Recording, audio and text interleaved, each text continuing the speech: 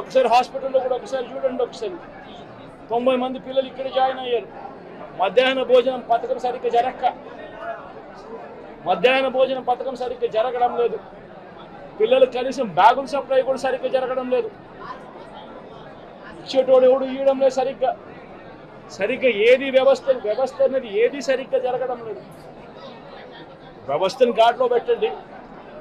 మీరు ప్రజలు మిమ్మల్ని ఏదైతే ఓటు వేశారో ఒక కారణం చేత మీరు ప్రజలు 10% మంది ఓట్లు, మాకు రావాల్సిన 10% మంది ఓట్లు మీకు వైపు డ్రిఫ్ట్ అయ్యాయి అని అంటే కేవలం మీరు చేసిన మోసపూరిత వాగ్దానాల వల్ల డ్రిఫ్ట్ అయ్యాయి.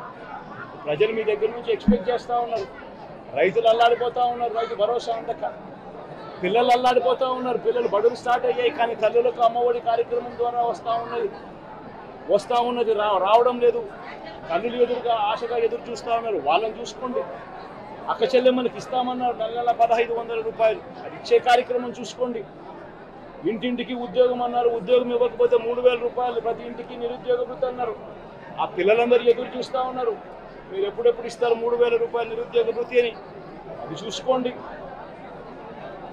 ఇటువంటి ఏవి కూడా మంచి కార్యక్రమాలు ఏవి కూడా చేయకుండా రాష్ట్ర వ్యాప్తంగా భయాందోళన మాత్రమే క్రియేట్ చేసే దుర్బుద్ధిని చేసే దుశ్చర్యను ఆపండి అని మరొకసారి హెచ్చరిస్తూ చెప్తా ఉన్నాం.